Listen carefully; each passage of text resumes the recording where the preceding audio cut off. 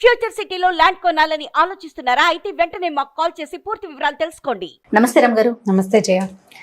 రమ్మగారు, ఈరోజు ఒక మంచి టాపిక్తో మీ దగ్గరికి వచ్చానండి. మీ ముందుకు వస్తున్నాను.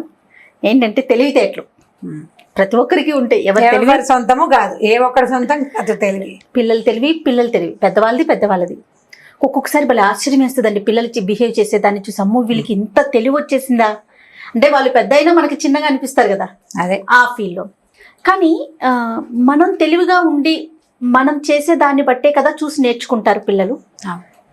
వీళ్ళకి మనం ప్రత్యేకించి స్టోరీల రూపంలో చెప్తే ఏమన్నా బాగుంటుందంటారా రమ్మగారు? అంటే లేకపోతే మన పనులను బట్టి నేర్చేసుకుంటారా? అంటే పనులు బట్టి ఏం నేర్చుకుంటారు?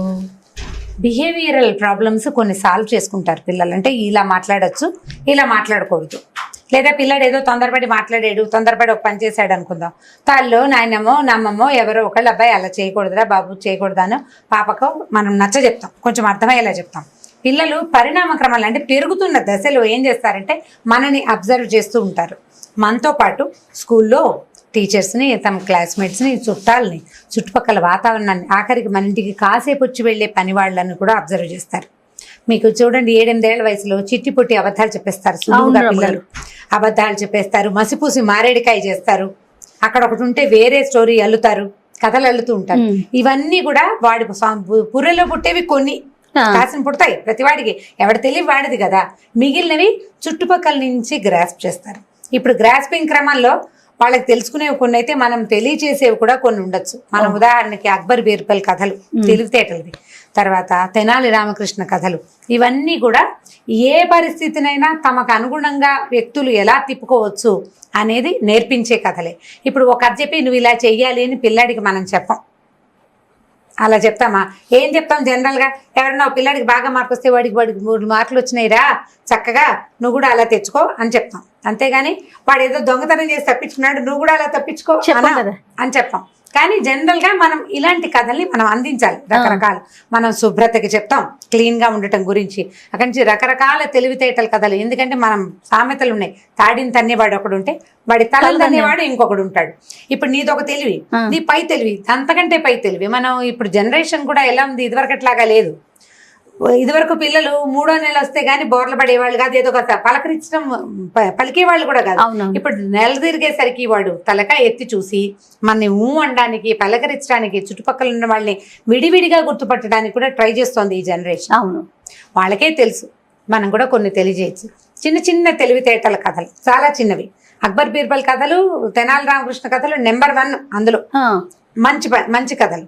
అయితే ఒక చిన్న స్టోరీ చెప్దాం చూడండి, సరదాగా ఉంటుంది. అబ్జర్వేషన్ లో భాగం అన్నమాట. మనం మామూలుగా ఇప్పుడు ఎవరింటికో వెళ్ళాం భోజనానికి తీసుకెళ్తాం పిల్లల్ని. మన పిల్లలు కంచం చుట్టూతా మెతుకులు పోస్తూ తింటున్నారు అనుకుందాం, ఇంట్లో తింటారు. పిల్లలకి నేర్పిస్తాం, నీట్ గా తినాలి, చక్కగా టైడీగా ఉండాలి, టేబుల్ మేనర్స్ బాగా మాట్లాడాలి, స్పూన్ పళ్ళకి తగిలించుకోకూడదు, ఫోర్కులు స్పూన్లు కింద పడేయకూడదు. ఇవి నేర్పిస్తాం కదా. ఇట్లా నేర్పించేటప్పుడు వాళ్ళు ఎవరైనా భోజనం చక్కగా నీట్గా చేస్తున్నారు, అంకుల్ చూడు ఎంత నీట్గా తింటున్నారు, నువ్వు కూడా ఇలా చేతికి అంటించుకోవద్దు, అవి చెప్తూ ఉంటాం, నేర్పిస్తాం కదా. ఆ నేర్పించే క్రమం ఎలా వస్తుంది? మనం 2-3 సార్లు చెప్పాక పిల్లలు ఈ థింగ్ని అబ్జర్వ్ చేయాలి అని తెలుసుకుంటారు. ప్రతిదీ అబ్జర్వేషనే కదా. అన్ని పనులు, మనం చిన్న చిన్న పనుల దగ్గర నుంచి పెద్ద పనుల వరకు అబ్జర్వేషన్ తోటే. తర్వాత ఏం చేస్తారు వాళ్ళు? దాన్ని ఇంప్రూవైజ్ చేస్తారు. కొన్ని తెలుసుకుని దాన్ని డెవలప్ చేసుకుంటారు, ఇంప్రూవైజ్ చేస్తారు కూడా. ఈ కథ చూద్దాం చూడండి. ఒక ఊళ్ళోనట ఓ బ్రాహ్మణ ఇంట్లో పెద్ద భోజన పంక్తి జరుగుతుంది. వాళ్ళ ఇంట్లో ఏదో పూజ అయింది. పూజ అయితే ఏం చేశారంటే ఆయన ఏంటంటే ఆ గుళ్ళో అర్చకుడు, ఆ ఊళ్ళో ఉన్న దేవాలయంలో అర్చక స్వామి. అయితే ఆయన ఏం చేశారు, ఆ ఊళ్ళో ఉన్న బ్రాహ్మణ్యం అందరినీ భోజనానికి పిలిచారట. భోజనానికి పిలిస్తే వంతుల భారీగా పెట్టారు. ఇది ఎండాకాలం భోజనం. మామూలుగా మనం ఎండాకాలం భోజనాల్లో ఏం చేస్తాము? భోజనాల్లో అరటిపళ్ళు అవి వేస్తాం, ఎండాకాలం అయితే మామిడి పళ్ళు వేస్తాం. మామిడి పళ్ళు భోజనంలో పెడితే గొప్ప కదా, గ్రాండ్గా పెట్టడం. అప్పట్లో ఏమిటి కొనుక్కునే రోజులు కావవి, తోటల్లో పండేవి వచ్చేవి. సరే, బ్రాహ్మణులందరూ చాలా మంది భోజనాలు చేస్తున్నారు. ఒక పంక్తిలో ఓ పేరు శాస్త్రి, అబ్బాయి శాస్త్రి ఇద్దరు పక్క పక్కన కూర్చున్నారు. వీళ్ళిద్దరు ఏంటంటే ఒకళ్ళకంటే ఒకళ్ళు గనులు అనమాట. కబుర్లు, గొప్పలు చెప్పుకోవటం. నేను అక్కడికి వెళ్ళాను, నేను ఇక్కడికి వెళ్ళాను, నేను అదేదో చేశాను, ఆ ఊళ్ళో ఒక యజ్ఞం చేస్తే వాళ్ళు బోల్డ్ అని డబ్బులు ఇచ్చారు, ఇన్ని మామిడి పళ్ళు ఇచ్చారని. ఒక ఆయన మామిడి పళ్ళు ఏమిటి, వాళ్ళు మామిడి చెట్టే ఇచ్చారు. చెట్టు ఎలా ఇస్తారు? చెట్టు ఇవ్వరు. ఓ చెట్టు చూపించారనమాట, చెట్టే ఇచ్చారని ఆయన. చెట్టు ఏమిటి, మాకు ఏకంగా మామిడి తోటే ఇచ్చారని రెండో ఆయన ఇలా బోల్డ్ అంత జోరుగా కబుర్లు చెప్పుకుంటున్నారు ఒకళ్ళకంటే ఒకళ్ళు. సరే ఈ భోజనాల పంక్తిలో సగపడి భోజనం అయిపోయింది. సాంబారు పులుసులు అవి అయిపోయాక పెరుగు వడ్డిస్తారు కదా. పెరుగు ముందు అందరికీ తలా ఒక మేలుడ కప్పు మామిడి పళ్ళు చక్కగా మంచి రసాలు పెట్టేశారు కానీ వీళ్ళు కబుర్లు చెప్పుకుంటున్నారు. ఈ లోపల ఏమైందంటే అవతల పంక్తిలో ఎవరో మాట్లాడుతుంటే ఈ పేరు శాస్త్రి గారు అప్పయ్య శాస్త్రి గారు ఇద్దరు ఉన్నారు కదా. పేరు శాస్త్రి గారిని ఎవరో పిలిచారు. ఈ పేరు శాస్త్రి గారు ఏం చేశాడు, మామిడి పండు రసం తినాలంటే ఎలా తినాలి, దాన్ని బాగా మెత్తగా చేసి జ్యూస్ పీల్చేలాగంటే రసాన్ని మనం నోట్తో పీల్చుకునేలాగా చెయ్యాలి కదా. అది చేత కావాలి, పిల్లలకి నేర్పించాలి. వీళ్ళిద్దరు ఏం చేస్తారు, చెరుకో మామిడి పండు చెత్తపుచ్చుకున్నారు, ఇటా అంటున్నారు, దాన్ని మెత్తగా చేస్తున్నారు అనమాట. ఒక ఆయన కంచం కేసి ఆ కేసు చూసుకుంటున్నాడు, రెండో ఆయన అడి తిరిగి మాట్లాడుతున్నాడు ఆ పక్కకి తిరిగి. ఇంతలో ఏమైంది, ఆయన అడి తిరిగాడు, ఈ కంచం కేసి చూస్తున్న ఆయన చేతిలో ఎంచి ఇలా అంటుంటే స్పీడ్ ఎక్కువ ఈ టెంక్ ఎగిరి పక్క ఆయన ఆకులో పడింది. టక్కుమని ఏంది మామిడి పళ్ళ జారిపోతుంది, రసంలో టెంక సులువుగా తొక్క ఈయన చేతిలో ఉండిపోయింది. టెంక ఎగిరి చిటుక్కున పక్క దాంట్లో పడింది. పడేసరికి ఈయన భయం వేసింది. అయ్యో రామా, పక్క దాంట్లో పడింది, అసలే ఈయనకి మాటలు ఎక్కువగా ఉన్నాయి, ఏం పోట్లాడి ఏం గోల్ చేశాడో, భోజన పంక్తుల నుంచి లేచి వెళ్ళిపోతే అవమానం, తప్పు, బాగుండదు, ఏం చెయ్యాలో అర్థం కాలేదు ఈయనకి. సరే అటు ఇటు చూస్తున్నాడు, ఎవరు చూడలేదు, ఈయన అదృష్టం బాగుండి ఎవరు చూడలే. ఈ అవతలకి చూస్తూ మాట్లాడుతున్న పేరు శాస్త్రి గారు ఆ మాటలు అయిపోయాక ఆకులోకి చూసుకున్నాడు. చూసుకునేసరికల్లా ఆయనకి తన చేతిలో లూజుగా ఉన్న పండు ఆ దాంట్లోంచి టెంక కొంచెం బాగా ఎక్కువసేపు పిసుకుతూ మాట్లాడుతున్నాడు. ఇది లూజ్ అయిపోయి టెంక జారుతోంది. ఆల్రెడీ ఓ టెంక ఉంది ఆకులో, పక్క నుంచి పడింది అనమాట. ఈయన ఏమనుకున్నాడు, అరే ఇవాళ రేపు మామిడి పళ్ళు భలేగా ఉన్నాయని. ఏమండోయ్ అప్పయ్య శాస్త్రి గారు చూశారు, కలికాలం మామిడి కాయలో 2 టెంకలు ఉన్నాయండి కవల పిల్లలాగా అని చెప్పాడు. చెప్పేసరికల్లా ఈ పక్క ఆయన అమ్మయ్య తప్పుకున్నాడు రా అనుకున్నాడు. ధైర్యం వచ్చింది. ధైర్యం వచ్చి దాని మీద డెవలప్ చేశాడు అనమాట. అయినా ఈ 2 టెంకలు ఆ టెంకను ఒకదాన్ని చీకడం మొదలు పెట్టాడు. 2వ టెంకను కూడా ఆప్యాయంగా చూసుకున్నాడు. ఎంత గుజ్జుందండి, ఇంత పండులో 2 ఇంతంత గుజ్జున్న టెంకలు ఉండటం ఎంత విచిత్రం. ఈ రోజులు ఇలా ఉన్నాయండి. ఫలానా రాజుగారు నాకు ఒక చెట్టు ఇచ్చారని చెప్పా కదా, ఆ చెట్టుకి ఇలాంటి 100 కాయలు కాసేయండి అని చెప్పాడు. చెప్పగానే పక్క ఆయన వెంటనే ఇంప్రూవైజ్ చేశాడన్నమాట. అదేనండి విచిత్రం ఏమిటోను, మీకు 2 టెంకలున్న మామిడి పండు వచ్చిందా, నాకు వచ్చిన మామిడి పండులో టెంకే లేదు. టెంకలేని మామిడి పండు. అసలు ఈ టెంక లేకుండా చెట్లు ఎలా ఉంటాయో మీకు తెలుసా అండి. నాకు ఇచ్చారు చూడండి మామిడి తోట, ఆ తోటలో ఇలాంటి చెట్లే ఉన్నాయి. అస్సలు టెంకలు లేని మామిడి పళ్ళు తెగ్గాస్తున్నాయండి నాకు ఇచ్చిన తోటలో శాస్త్రి గారు, మీరు చూడాల్సిందేనన్నాడు. సరే మీరిద్దరు ప్రామిస్ చేసుకున్నారు, మీ చెట్టు నాకు చూపించండి, మీ తోటను నాకు చూపించండి అని. భోజనాలు అయిపోయినాయి, ఎవరిళ్ళకి వాళ్ళు కామ్గా వెళ్ళిపోయారు. అబ్జర్వ్ చేస్తున్నటువంటి ఆ శాస్త్రులు గారు ఎవరైతే ఈ భోజనాలు పెడుతున్నారో వాళ్ళు రాసుకున్నారన్నమాట. అతనికంటే గనుడు ఆచంటి మల్లన్న, ఒకడికంటే ఒకడు గనుడు. ఒకడేమో తన ఇది ఎక్కడి నుంచి వచ్చింది అనే ఆలోచన లేకుండా తన దగ్గరికి వచ్చిందని అద్భుతంగా చెప్పేవాడు ఒకడు. తను చేసిన పొరపాటుని అవతల వాడి తెలివి తక్కువ తనతోటి కవర్ చేసుకునేవాడు రెండో వాడు. తెలివితేటలు బాగున్నాయి కదా, ఒకళ్ళని మించి ఒకళ్ళు. ఇప్పుడు ఏంటంటే మనం ఏదైనా ఒక సందర్భంలో ఇరుక్కుంటే ఆటే అబద్ధాలు ఆడకుండా తేలిగ్గా తప్పుకునే విధానం ఏదైనా ఉంటే దాన్ని పట్టుకుని బయటకు వచ్చేయాలి. అబద్ధాలు ఆడేసి గొడవ చేసేసి కాకుండా అవతల వాళ్ళు ఏదో పొరపాటు ఇదని అనుకున్నారనుకో, వాళ్ళని అలాగే ఉంటే సరిపోతుంది కదా, అలాగే అనుకోనిస్తే ఒక దెబ్బకి సరిపోతుంది. తెలివిగా ఈయన చక్కగా తప్పించేస్తున్నాడు. లేకపోతే ఒకళ్ళ ఎంగిలి విస్తర్లోంచి రెండో వాళ్ళ విస్తర్లోకి ఏదైనా పడితే ఎంత అవమానకరమైన సంఘటన అది. అది పంక్తి భోజనాల్లో చాలా అవమానంగా ఉంటుంది. వీళ్ళు ఏదైనా మాట్లాడితే గోలైపోయి ఆ భోజన వరుస అంతా పాడైపోతుంది, పరువు పోయేది. అది అవ్వకుండా ఇంత సింపుల్ గా చేసేసారు. ఈ తెలివితేటల కథలు చాలా చెప్తామా మనం, వివేకం అమ్మబడును అలాంటి కథలు చాలా విన్నాం. అలాంటి వాటిలోనే ఈ చిట్టి కథ బాగుందండి. పిల్లలకి చాలా ఫన్నీగా ఉంటుంది, ప్లస్ ఆలోచించే విధంగా కూడా ఉంది కదా, ఆలోచింప చేస్తుంది కథ. అదే ఇప్పుడు నేను బ్రాహ్మల పేరు చెప్పానని మీరు అన్నేదా భావించద్దు. ఈ కథ రాసిన వారు ఏం రాశారో నేను అదే చెప్పాను. తప్పకుండా బ్రాహ్మల దినాల మామిడి పండు అని మీరు అడిగితే నా దగ్గర సమాధానం లేదు. నేను అది చదివిన కథ యథాతథంగానే చెప్తున్నాను. దీనికి కావాలంటే మీకు తోచిన పేరు మీరు పెట్టుకోండి. ఈ కథలే పిల్లలు వినరు, సాధారణంగా తల్లులు వింటారు. అంతే కదా. ఇప్పుడు మేము ఇప్పుడు నేనున్నాను, మీరు చెప్పిన కథే చెప్పను, క్యారెక్టర్స్ నా ఇష్టం వచ్చిన పేర్లు మీకు తోచినట్టుగా. ఇంకొక విషయం తెలుసా రమ్మగారు, క్యారెక్టర్ పేర్లు కూడా మా పాప నాకు చెప్పేస్తుంది, పాపకి ఈ పేరు పెట్టు, బాబుకి ఈ పేరు పెట్టు అంటే అందులో ఉన్న క్యారెక్టర్లు వాళ్ళ ఇష్టం. ఇట్లాగే పిల్లలందరూ కూడా అంతేనండి, చెప్పే విధానం మనం మార్చుకోవాలి. అంటే ఇప్పుడు తల్లులు కూడా అలాగే అనుకుని రమ్మగారు బ్రాహ్మణ పేర్లు చెప్తున్నారనే అంటున్నాను, దానికే చెప్తున్నాను. రైటర్ రాసిన దాని ప్రకారం ఒక కథకుడు రాసేది కథ బాగుంది కదా, సరదాగా తెలివిగా ఉంది, పిల్లలకి చెప్పడానికి కథని బాగుంది. కథలాగా మాత్రమే చూడండి చాలు. అదే right. Thank you so much రమగారు. Okay, ఇంకొక జయ. స్టోరీతో మళ్ళీ కలుద్దాం. తప్పండి. నమస్తే రమగారు. నమస్తే జయ. రమగారు ఏదైనా చిన్న కథ చెప్తారా? మామూలుగా మనం ధన వ్యామోహం, ధన మదం అలాంటి పదాలు వింటాం. అంటే ఎవరి దగ్గర డబ్బులు ఉంటే వాడికి నడమంత్రం అలాంటి వాడతాం కదా. అంటే అవునో కాదో జయ, కానీ డబ్బులు వచ్చేసిన వాడికి ధైర్యం వచ్చేస్తుంది కదా, నేను గ్రేట్ అనే భావన ఆటోమేటిక్గా వస్తుంది. ఎందుకంటే వాడు ఏదైనా కొనగలుగుతాడు, డబ్బుతో పాటు వచ్చేస్తుంది అంటారా? ఆటోమేటిక్గా డబ్బు అపరిమితమైన ధైర్యాన్ని ఇస్తుంది జయ. ఏదైనా చేసేస్తాడు. దానికి పంచతంత్రంలో ఒక కథ చెప్తా, పెద్ద కథ, చిన్న బ్రీఫ్గా మ్యాటర్ చెప్తా. ఎలుక ఒకటి పైనున్న కుండని ఇక్కడి నుంచి ఎగిరి అందుకుంటుంది, మిగిలిన ఎలుకలు ఏవి అందుకోలేవు. ఈ కింద నుంచి ఎగిరి అంత పైకి ఎట్లా అందుకుంటుంది అని అక్కడికి వచ్చిన ఒక సన్యాసి ఒక ఆయన ఏమంటాడంటే, ఆ ఎలుకది కాదు బలం, అది ఎక్కడుంటుందో అక్కడుంది ఆ శక్తి ఏమిటో, ఇది ఉన్న ప్లేస్ ఏమిటో చూపించు నాకు, దీని బలం ఏమిటో నేను నీకు చెప్తానంటాడు. వెతికితే ఆ ఎలుక నిద్రించే కింద 2 పెద్ద పెద్ద బంగారపు కుండలు ఉన్నాయి. ఎలుక్కి బంగారం విలువేం తెలీదు, ఆ బంగారం నుంచి వచ్చేటువంటి ఆ గొప్పతనం వల్ల దానికి అది వచ్చింది. అంటే ఎలుక పేరు పెట్టాడు, కానీ మనుషులు కూడా అంతే, వాడికి స్వతహాగా ఏమీ శక్తి ఉండదు, యుక్తి ఉండదు, ఏమీ ఉండదు, మామూలుగా ఉంటాడు. సడన్గా వచ్చి డబ్బులు పడిపోతే వాడు ఏదైనా కొనేసుకోగలడు, ఏదైనా అనే ఫీలింగ్ వచ్చేస్తుంది చూసావా లోపల.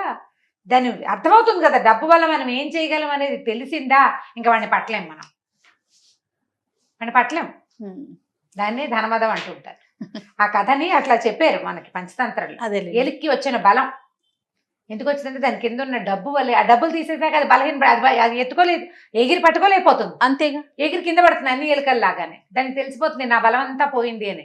డబ్బు పోతే బలం పోతుంది, నీకు బలం కావాలంటే డబ్బు సంపాదించాలి అని చెప్తుంది పంచతంత్రం. ధనమే ప్రధానమైన బలం మనుషులకి. అయితే దాని మీద ఒక చిన్న చందమామ కథ చెప్తా. ఒక ఊళ్ళో ఒక వీరయ్య గారని ఒక ఆయన ఉన్నాడు. ఈ వీరయ్య గారికి ఓ భార్య కొడుకు ఉండేవారు. పిల్లవాడు కొంచెం 4-3 ఏళ్ళు వచ్చాక భార్య రెండోసారి కనలేక చనిపోయి, ఈయన ఏం చేశారంటే ఈ పిల్లాడిని చూసుకోవటానికి చంద్రమతి అని ఒక ఆవిడని మళ్ళీ పెళ్లి చేసుకున్నారు. ఆవిడ మహాసౌందర్యవతి. ఆయనకి బాగా భయంగా ఉండేది, ఇది సౌందర్యవతి ఇది ఏం చేసేస్తుందో అని. పిల్లాడిని సరిగ్గా చూడదేమో అని అనుకునేవాడు, కానీ పిల్లాడు మాత్రం ఆవిడకి బాగా మాలిమయ్యాడు. ఆవిడ కొంచెం వయసు పెద్దదే, లేట్ మ్యారేజ్ ఆవిడకి. పిల్లాడితో చాలా బాగా ఉండేది. పిల్లాడు పిన్ని కలిసి ఉండేవాళ్ళు, కానీ ఈయనకి భార్య మీద అనుమానంగా ఉండేది. ఇది ఇంత అందగత్తె, ఏం చేస్తుందో. అక్కడి నుంచి ఆస్తి అంతా దీనికి అప్పచెప్తే ఇదేం కొంప ఉంచుతుందేమో అలా అనిపించి ఏం చేసేవాడు, ఆలోచించుకుని నేను పెద్దవాడిని, నాకు ఏదైనా ముంచుకొస్తే చాలా కష్టమని ఆస్తులు గీస్తులు అన్నీ అమ్మేసుకుని బంగారం రూపంలో ఏర్పరచుకున్నాడు. అన్ని బంగారు నాణేలుగా ఏర్పరచుకున్నాడు. మామూలుగా ఏదో తినడానికి ఉండడానికి ఇల్లు వాకిలు ఏవో ఉన్నాయి. ఏం చేశాడు, ఆ బంగారం దాచిన డబ్బంతా, ఈ బంగారాన్ని అంతా 2 పెద్ద పెద్ద బిందెల్లో నింపి తనకి ఇంట్లో ఒక సుబ్బయ్య అని ఒక పనివాడు ఉండేవాడు. ఆ సుబ్బయ్యని వెంబడి పెట్టుకుని, ఒరే నన్ను కూడా ఎత్తు పెంచావు, నువ్వు ముసలాడివి, నాకంటే అంటే సుబ్బయ్య ఇతనికంటే పెద్దవాడు, తన్ని కూడా ఎత్తుకున్నవాడు అనమాట. నా కొడుక్కి అందజేయాలిరా ఇది ఎలాగైనా, నా పెళ్ళాం మంచిది కాదంటే మంచిదే బాబు అన్నా కూడా ఒప్పుకోకుండా ఏం చేశాడు, దూరంగా ఉన్న ఒక దిబ్బలో పాతి పెట్టాడు. అది ఈ సుబ్బయ్యకి తెలుసు. సుబ్బయ్యకి చెప్పాడు, నా పిల్లాడికి చూపించు ఈయనది. పిల్లాడు కొంచెం పెద్ద అయ్యి వాడి బుద్ధిమంతుడు అయ్యాక కొన్నాళ్ళు ఇలాగే గడిచింది. పిల్లాడిని ఎక్కడికో చదువుకు పంపించాక పిల్లాడు కాస్త 16-18 ఏళ్ళ వాడు అయ్యాడు. సడన్గా ఈ వీరయ్య గారు కాస్త పోయాడు. పోయేసరికల్లా మరి ఇంకేం చేస్తారు, పిల్లాడు వచ్చి ఇల్లు వాటిలో చూసుకోవాలిగా. రెండో ఆవిడ చంద్రమతి కూడా 2-3 పిల్లలు కలిగారు. పిల్లలు అన్నయ్య బాగానే ఉండేవాళ్ళు. ఇంటికి వచ్చి చూసుకుంటే ఇంట్లో ఏమీ లేవు, ఏదో ఇల్లు వాకిలి ఉన్నాయి. సంపాదించే తండ్రేమో చచ్చిపోయాడు. మనకు అంతకుముందు ఉన్న ఆస్తి స్వాస్తి ఏమీ లేవు. ఇప్పుడు ఏదో ఉన్న 10 రూపాయలతో 4 రోజులు గడిచాయి. తర్వాత ఇంకా డబ్బు అవసరం. డబ్బుల కోసం ఆలోచించుకుంటే తల్లి ఏమని చెప్పిందంటే, నాయన మీ నాన్న మనకు అక్కడ పొలం ఇక్కడ స్థలం అన్నీ అమ్మేశాడురా, అమ్మేసి బంగారపు కాసులుగా మార్చాడు, వాటి ఎక్కడో దాచిపెట్టి ఉంటాడు. ఇల్లంతా వెతికారు తల్లి కొడుకు కలిసి, అన్ని పక్కల ఎక్కడైనా తవ్వి పూడ్చిన ఇవి ఉన్నాయేమో, వీళ్ళకి ఎక్కడా దొరకల. ఒకవేళ ఇంకా ఎక్కడైనా మన పాత పొలాల్లో ఎక్కడైనా పొలంలో కానీ పూడ్చాడేమో, సుబ్బయ్యని అడిగితే తెలుస్తుందని. అక్కడి నుంచి వీడేం చేశాడు, ఈ కుర్రాడు వాడి పేరు చంద్రం. ఆ చంద్రము ఈ సుబ్బయ్యని బాబాయ్ మా నాన్నను కూడా ఎత్తు పెంచావు నువ్వు, మా సంగతి నీకు తెలియంది కాదు. మా నాన్న ఏం చేశాడో తెలియదు. గరువు మీద పొలం అమ్మేశాడు, పక్క ఊళ్ళో ఉన్న ఇళ్ల స్థలాలు అమ్మేశాడు, గొడ్లు అమ్మేశాడు, బళ్ళు అమ్మేశాడు. అమ్మేసిందంతా ఏం చేశాడు అని అడిగితే బంగారు కాసులు చేశాడు రా మీ నాన్న అన్నాడు. ఎక్కడ పెట్టాడు బాబాయ్ అన్నాడు. ఫలానా ఓ చోట పొలంలో పెట్టాడు రా. నీకు తెలుసా బాబాయ్ అన్నాడు. తెలుసురా అన్నాడు. అయితే నాకు చూపిస్తావు బాబాయ్, చూడు ఎంత కష్టపడుతున్నామో అని బతిమలాడాడు. అలాగే నీకు చూపించమని మీ నాన్న చెప్పాడు అన్నాడు. సుబ్బయ్య చంద్రము ఇద్దరు బయలుదేరారు. ఇద్దరు బయలుదేరాక కొంత దూరం బాగా పొలాల్లోకి వెళ్ళారు. నిర్మానుష్యంగా అయిపోయింది. సడన్ గా ఈ సుబ్బయ్య అక్కడ దాకా వెళ్ళాక ఒక రకంగా లాగుతున్నట్టుగా, ఎవరో పిలుస్తున్నట్టుగా ఈ కుర్రాన్ని వదిలేసి గబగబా నడుచుకుంటూ వెళ్ళిపోయి ఓ చోట నిలబడి, ఏంటి నీకంత ఆశ? డబ్బులు కావాలా నీ బతుక్కి? నీ మొహం చూసుకున్నావు ఎప్పుడైనా అద్దంలో అని కుర్రాన్ని తిట్టడం మొదలుపెట్టాడు. వీడు నిర్ఘాంతపడి, ఏమిటి ఇప్పటిదాకా బాగానే ఉన్నాడు బాబాయ్, ఉండి బాబాయ్కి ఏమొచ్చిందో వీడికి అర్థం కాలేదు. అదేమిటి బాబాయ్ అంత మాట అన్నావంటే, లేకపోతే నీకు ఇంత డబ్బాస ఎందుకు, ఎలాగోలాగా బతుకు. అసలు ఆ డబ్బంతా ఎక్కడుందో నాకు ఒక్కడికే తెలుసు. డబ్బు ఎక్కడుందో తెలిసిన వాడికే అది అనుభవించే యోగ్యత ఉంటుంది. నువ్వెవడివి మధ్యలో? నువ్వు పెట్టలేదు, నీకు తెలీదు. నువ్వు పెట్టండి, నీకు తెలియంది నీకెందుకు కావాలి? ఇంకా నీకు అక్కర్లేదు, నేను నీకు చచ్చినా చూపించను. ఆ డబ్బులు నావి, అవి ఎక్కడున్నాయో నాకే తెలుసు అన్నాడు. అనేసరికి కూరాడికి ఏడుపు వచ్చేసింది. ఏం చేయాలో తెలియలే. అక్కడి నుంచి బాబాయ్ ఇంటికి వెళ్దాను రా బాబాయ్, పిన్ని చూస్తుంది బాబాయ్, మా అమ్మ అది అంటుంది బాబాయ్ అని బతిలాడి ఇంటికి తీసుకుపోయాడు. తీరా ఈ స్థలాలు దాటి ముందుకెళ్ళగానే బాబాయ్ మామూలుగా అయిపోయాడు. ఏంట్రా బాబు మొహం అలా ఉంది, చేతిలో మొహం కడుక్కొని మొహం కూడా కడిగిచ్చాడు పిల్లడికి. జామకాయలు కోసిపెట్టాడు, తిందామా అన్నాడు. బాగానే ఉన్నాడు. ఇంటికి వెళ్ళాక మామూలుగానే పనిచేస్తున్నాడు, మామూలుగానే ఉన్నాడు. మళ్ళీ ఇంకో రోజు తీసుకెళ్ళాడు. ఆ రెండో రోజు అలాగే తిరగబెట్టి తిట్టిపోసాడు వీడిని, కొట్టబోయాడు కూడాను. అర్థం కాల. అమ్మకి చెప్పాడు, ఎక్కడుందో తెలుసు, ఇంట్లో ఉన్నంతసేపు చూపిస్తానంటాడు, అక్కడెక్కడికో తీసుకెళ్తాడు. తీసుకెళ్ళాక చూపించడు, పైగా తిట్టిపోస్తున్నాడు. ఆయన సరకలు ఇవ్వండి నాయన, ఏదో విశేషం ఉందిరా ఇందులో, మనకు అర్థం కావటం లేదు. మీ నాన్నకి ఫ్రెండ్ ఒక ఆయన, తెలుగు పండితుడు ఒక ఆయన ఉన్నాడు ఆ ఊళ్ళో. నాన్నకి ఫ్రెండ్ కదా, రామ్ శర్మ ఏదో ఆయన పేరు, బ్రాహ్మణైనా. ఆయన దగ్గరికి వెళ్ళు, ఏమైనా ఐడియా చెప్తాడేమో అంటే వీడు పోయి ఆ రామశర్మ గారి దగ్గరికి వెళ్ళాడు చంద్రం.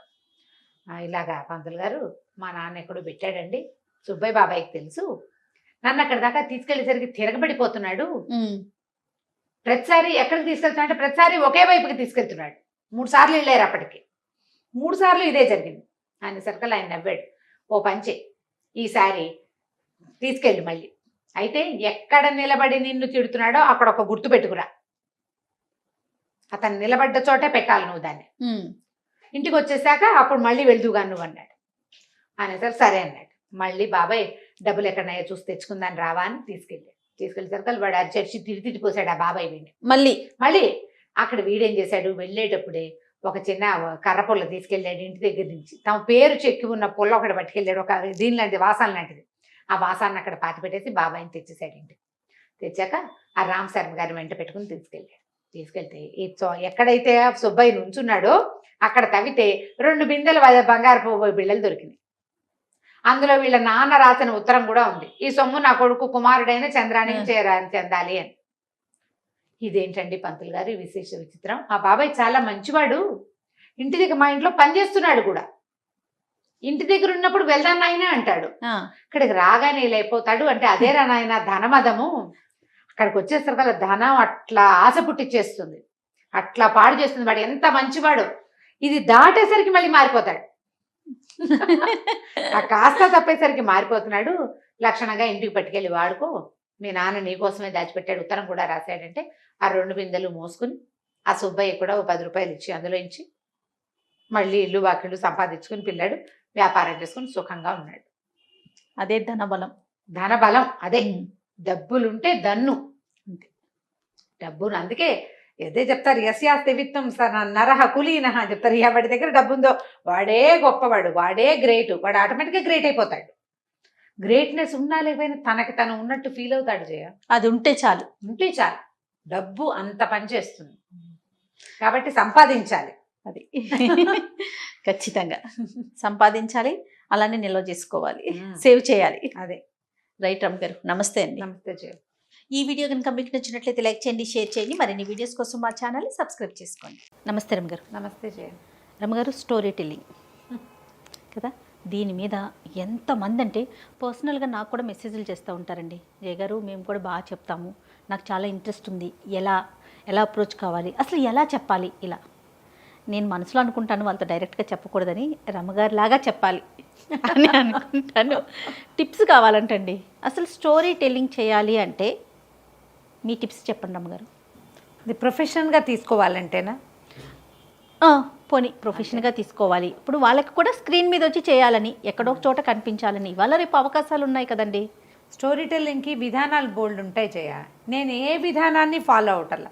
జనరల్గా కథ చెప్పడానికి స్టోరీ టెల్లింగ్ చెప్తారు. ప్రాప్స్, బొమ్మలు ఉండాలి, ప్రత్యేకమైన భాష ఉండాలి, హావభావాలు, ఒక కుక్క ఇలా అలా చెప్పాలి. నేను అలాంటివి ఏమైనా చెప్తాను? అస్సలు చెప్పను. ఇప్పుడు ఇది కోర్స్ లాగా నేర్చుకుంటే కనుక ప్రాప్స్ తోటి, బొమ్మలతోటి, కదలికలతోటి, మూమెంట్స్ తోటి, ఫేషియల్ ఎక్స్ప్రెషన్స్ తోటి, ఏదైనా ఒక గలగల్లాడే వస్తువుతోటి, బుర్ర కథలు, ఈ కథలు, హరికథలు చెప్పే విధానాలతోటి, మధ్య మధ్యలో పాటలు, ఏదైనా ఒక బొమ్మ చూపించటము, రెండు వేరు బొమ్మలు మాట్లాడుకుంటున్నట్టు చేయటం, ఇవన్నీ ప్రొఫెషన్గా తీసుకునే వాళ్ళు చేసే పద్ధతులు కాదు రమ్మగారు. ఇప్పుడు ఇలా బొమ్మలు చూపించటం, లేదంటే ఏదన్నా ఒక వస్తువు ద్వారా ప్రజెంట్ చేయటం అంటే అది పిల్లల వరకే కనెక్ట్ అవుతారు కదా, పెద్దవాళ్ళు చూస్తారా అలాంటివి? చూడరు. అదేంటంటే స్టోరీ టెల్లింగ్కి 1 సంవత్సరంతో ఎంతో కోర్స్ కూడా ఉంది. ఒక ఆవిడ నాకు చెప్పారు, స్టోరీ టెల్లింగ్ కోర్స్ చేశాను నేను. అది ఎక్కడ ఏమిటి అనేది నేను అడగలేదు జయ, కానీ ఉంది, బెంగళూరు బేస్డ్ ఇది ఉంది. స్టోరీ టెల్లర్స్ చాలామంది చేస్తారు. ఇప్పుడు నువ్వు చూడు, యూట్యూబ్ నిండా స్టోరీ టెల్లర్స్. ఈ టెల్లర్లు అంటే ఏమిటి? రీడ్ అలౌడ్స్, ఒక కథ చదవటం, కథని బాగా ప్రతి క్యారెక్టర్కి ఒక వాయిస్, ఒక మాడ్యులేషను, భాష తాలూకు స్టైల్తో చెప్పే ప్రొఫెషనల్గా పూర్తిగా క్యారెక్టరే మాట్లాడుతున్నట్టుగా ఒట్టిగా కథ చదువుకుంటూ పోయేవాళ్ళు ఇంకొంతమంది. వాళ్ళకి వీళ్ళకి కూడా ఏవో జనాలు చూస్తూనే ఉంటారు. నిజంగా స్టోరీ టెల్లింగ్ అంటే కథలోకి ప్రవేశించడం చేయ, కథని రియల్గా ఫీల్ అవ్వడం, క్యారెక్టర్ని ఊహించటం, క్యారెక్టర్ తాలూకు వ్యక్తి ఊరికే పర్సనాలిటీని కాదు, వాడి తాలూకు వ్యక్తిత్వాన్ని ఊహించగలగటం. ఒక కథ చదివితే అందులోకి ప్రవేశించగలగటం. పల్లెటూరి కథ అనుకో, దాని వేరబౌట్స్ మనం కొంచెం తెలుసుకోవటం. ఒక పల్లెటూరి కథ, ఊళ్ళల్లో ఇలా ఉండేది అని చెప్పగలగాలి. పట్నం కథ అనుకో, సిటీ వ్యవహారాలు చెప్పగలగాలి. మనం ఇప్పుడు సినిమాలో ఎట్లా ఎస్టాబ్లిష్ చేస్తారు, ఒక పల్లెటూరు క్యారెక్టర్ అనగానే వాడి పంచ, వాడి తువ్వాలు, వాళ్ళ ఇంటి వెనకాల వాతావరణం, అది అంబియన్స్ అంతా కనపడుతోందా? కనపడంగానే వాడు పల్లెటూరు వాడు అనేది మనకు తెలిసిపోతుంది. ఇప్పుడు నా కథలో పల్లెటూరుని నువ్వు ఊహించగలుగుతావు, ఎందుకంటే నేను చెప్తా అట్లా. అవును. స్టోరీ టెల్లింగ్కి నా ఐడియా ప్రధానంగా కావాల్సింది ఏంటంటే, ఇప్పుడు ఇది నాకు తెలీదు, నువ్వు అడిగావు కాబట్టి నేను చెప్పాల్సి వస్తుంది. ప్రత్యేకంగా నేను చెప్పలేను కూడా. అట్లా కథ తాలూకు ఆత్మలోకి ప్రవేశించాలి. ఏ కథ అయినా సరే నువ్వు చదివి దాన్ని నువ్వు ఓన్ చేసుకోవాలి. నీ సొంత మాటల్లో దాన్ని ప్రజెంట్ చేయాలి.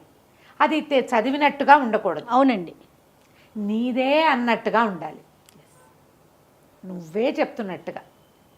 ఒక క్యారెక్టర్ గురించి చెప్పేటప్పుడు దాన్ని ఎస్టాబ్లిష్ చేయాలి. కొంత ఉండాలి కదా రమ్మగారు, కల్పన ఉండాలి కదా, కల్పన ఖచ్చితంగా కావాలి. ఒక అతను గాడిద, ఒక చాకలి గాడిద కథ, కొండ మీద ఎక్కింది గాడిద, అదిగో కనపడుతోందని దూకేసింది, ఇల్లు కనిపిస్తోందని దూకేసింది. మామూలుగా గాడిదల తాలూకు మనస్తత్వాలు ఎలా ఉంటాయి, అది ఏం చేస్తుంది, అది మనం చెప్పగలగాలి. అప్పుడు కదా పిల్లలకి నాలెడ్జ్ వచ్చేది, పిల్లలకి ఆలోచన పెరిగేది. పిల్లలకి అజయ అది ఆ ప్లానింగ్ కథ చాలా పెద్దవాళ్ళకి కార్పొరేట్ స్టోరీ అది. అంతే కదా, ప్లానింగ్ స్టోరీ కార్పొరేట్ ఆఫీసులో చెప్పబడే కథ అది. ఇప్పుడు ఒక తీసుకెళ్ళాడు, రోజు ఒక దారిని దిగుతారు, ఆ దారిని దిగడానికి ఇబ్బందిగా ఉంది, ఇంకో దారి మీద దిగబోయారు. దిగబోతుంటే గాడిదకి కనపడింది కొండ మీద నుంచి తన ఇల్లు. ఇదంతా లాగుతాడు ఎందుకు, ఇక్కడి నుంచి ఇక్కడ దూకేస్తే సరిపోలా. Short cuts. అవును, నువ్వు ఎప్పుడు షార్ట్ కట్ని యాప్ చేయకూడదు.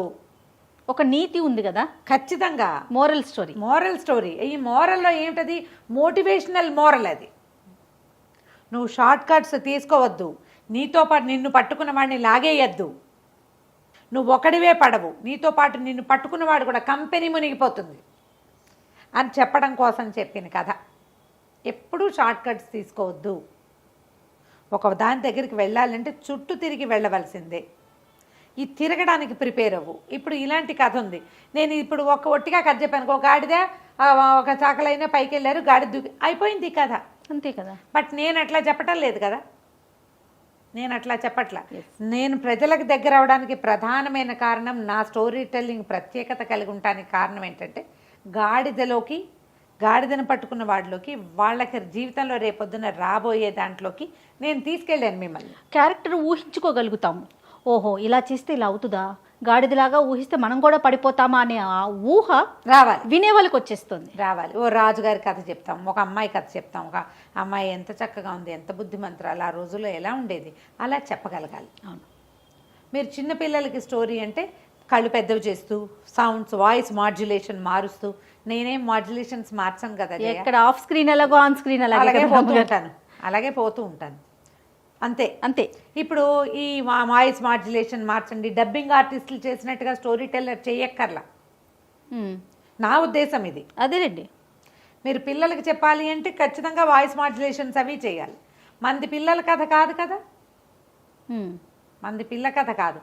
అవి మాడ్యులేషన్స్ అవి ఎప్పుడు మార్చాలి, మనం బొమ్మలు చూపిస్తుంటే ఏనుగుకు ఒక వాయిస్, కుందేలుకు ఒక వాయిస్, పిల్లికి ఇంకొక వాయిస్, సౌండ్ మన సౌండే మార్చుకోవాలి. మనం అలా కాకుండా ఇట్లా ఓపెన్గా చెప్పేటప్పుడు కథని ఎస్టాబ్లిష్ చేయాలి, క్యారెక్టర్ని ఎస్టాబ్లిష్ చేయాలి, ఆనాటి స్థితిగతుల్లోకి వెళ్ళాలి. అండ్ రెండోది, మీరు నటించకూడదు, చాలా ముఖ్యం అది. యాక్షన్ చేస్తూ చెప్పద్దు, మీరు యాక్ట్ చేయొద్దు. ఒరిజినల్గా, న్యాచురల్గా మీ సహజమైన మాట తీరు ఏదైతే ఉందో అదే మాట తీరులో కనుక మీరు కథ చెప్తే ఎక్కువ లోపలికి వెళ్తుంది. మీరు ఏదో పెద్ద ప్రీచ్ చేస్తున్నాము, వీళ్ళకి ఉపదేశం చేస్తామనే భావనలో చేయకూడదు. ఇవన్నీ పూర్తిగా నా ఉద్దేశాలు, నన్ను అడిగారు కాబట్టి చెప్తున్నాను. 100%. ఇప్పుడు అలా కాకుండా ఎవరి స్టైల్ వాళ్ళే, ఇది నా స్టైల్ కదా. అవును, మీ స్టైల్ ఎలా ఉంటుంది, ఇంతమంది ప్రజలకి చేరువు కావటానికి కారణం ఏంటో మీరు చెప్తున్నారు. అంతే, అది సహజమైన శైలిగా ఉండాలి. మాటలు మామూలుగా మాట్లాడే మాట, కథలో మాటలు ఒకేలా ఉండాలి. వాడు వచ్చాడు, వాడు వెళ్ళాడు అనే దానికన్నా అతను ఆమె అలాంటి మాటలు మాట్లాడితే అవేం పెద్ద కనెక్ట్ అవ్వవు, కృతకంగా ఉంటాయి. అవును. వాడెవడో ఒకడు వచ్చాడు అంటే జనరల్గా ఉంటుంది, క్యాజువల్గా ఉంటుంది. ఇలాంటి భాషని మనం ఈజీగా ఇతరులతోటి కనెక్ట్ అవ్వగలుగుతాం. రైట్. ఆలోచించండి, మీ ఒరిజినల్ క్యారెక్టర్ ఇది కాదు, నాలాగా క్యాజువల్ భాష కాకుండా మర్యాద పురస్సరమైన భాష ఉందనుకోండి, ఆ భాషలో అయినా ఒరిజినల్గా సహజంగా చెప్పండి. క్యారెక్టర్ని మక్కి చెప్పేసేసి వాక్యాలు కథలో ఉన్న వాక్యాలే చెప్పద్దు. ఓకే. ప్రతిదీ మీ సొంత వాక్యం కావాలి. అందులో ఉన్న వాక్యం చెప్పినా మీ సొంత వాక్యంలాగా వినపడేలాగా చెప్పగలగాలి. ఇది ట్రై చేస్తే వస్తుంది. ఇప్పుడు నేను ట్రై చేస్తే రాలేదు జయ, నాకు ఇలా అలవాటైపోయింది. నేను అన్నీ అలాగే చెప్తా. మొన్న మా ఫ్రెండ్స్ని కలిసాం, ఒక 6-7 ఫ్రెండ్స్, పాత 10th క్లాస్ వాళ్ళు, 2-3 మేము కలుస్తూనే ఉన్నాం. ఒక 4 అబ్బాయిలు కూడా వచ్చారు. ఇప్పుడు అబ్బాయిలని అందరూ ఆయనలు అయిపోయారు, అందరూ 50 దాటేసాం కదా. ఏదో విషయం చెప్పాను, నేను చెప్తుంటే కళ్ళు మూసుకుని వింటే సుమన్ టీవీలో విన్నట్టే ఉందిరామా అని చెప్తున్నాడు. నా వాయిస్ అడగలేదు రమ్మగారు, అదే జయ లేదేంటి అడగలేదు. అలాగే అడుగుతారు, జయం రాలేదేమిటి నువ్వని అడుగుతారు నన్ను. కాదు రమ్మగారు, ఇప్పుడు చిన్నప్పుడు మీరు పిల్లలకి స్టోరీలు చెప్పేవాళ్ళు కదా, ఇట్లానే ఇదే పద్ధతి రమ్మగారు, పిల్లలు అప్పుడే మాడ్యులేషన్ మార్చుకునే వాళ్ళ? చంటప్పుడేమో అనగా అని దీర్ఘాలు తీసేవాళ్ళం, మరీ పిచ్చిన పిల్లలప్పుడు. 5-6 ఏళ్ళు వచ్చి రాముడు దశరథుడు కథ చెప్పేటప్పుడు దీర్ఘాలు ఎందుకు తీస్తాం? ఇదే పద్ధతి, మీ ధోరణే ఇది. చిన్నప్పుడు కొంచెం చిన్నతనం, అంతే. పెద్ద అయ్యాక కొంచెం పెద్దతనం, అంతే తప్ప పెద్ద తేడా ఏమీ లేదు. అంటే మన ఇళ్లలో మాట్లాడే భాష కదా. ఓకే. ఇది ప్రొఫెషన్గా తీసుకోదలిస్తే యాక్షన్ చెయ్యొద్దు, అది నా సిన్సియర్ అడ్వైజ్ అన్నమాట. అది మీ సహజమైన భాషగా ఉండాలి, సందర్భానుసారం కథలు చెప్పే ఆలోచన ఉండాలి. ఏదైనా ఒక విషయం చెప్పేటప్పుడు ఒక కథతోటి మొదలుపెట్టి కథతోటి ఎండ్ చేయటం, అలాంటివి చేయొచ్చు. మన స్పీచెస్లో కూడా దాన్ని అలవాటు చేసుకుంటే క్రమంగా మనకు అది అలవాటు అవుతుంది. ఇది ఏదో అక్కడికి వెళ్ళినప్పుడే చేసేది కాకుండా ఎక్కడ మాట్లాడినా మీరు ఇలాగే మాట్లాడుతుంటే నాలాగా ఇలాగ, ఇప్పుడు నాలాగానే కదా అడుగుతున్నావు. అవును, మీలాగానే కావాలి నాకు. ఇంతే, మీరు నటించకుండా పాత్రల్లోకి ప్రవేశిస్తే కథ కుదురుతుంది. మళ్ళీ దాంట్లో జోనర్స్ ఇవే చెప్పాలి అవే చెప్పాలి అలా పెట్టుకోవద్దు. ఆధ్యాత్మిక కథలు చెప్పండి, వ్యక్తిత్వ వికాస కథలు చెప్పండి, జీవిత కథలు చెప్పుకోవాలి, పల్లెటూరు కథలు చెప్పాలి, మళ్ళీ జానపదాలు చెప్పాలి. అన్ని జోనర్లు తీసుకోండి, ఒకదానికే పరిమితం కావద్దు. కావద్దు. ఏదైనా ఒక దాంట్లో మీరు బాగా ముందుకెళ్తున్నారనుకోండి, మరింతగా అందులో ముందుకెళ్ళండి. సూపర్ టిప్స్ రమ్మ గారు. Thank you. నమస్తే. నమస్తే.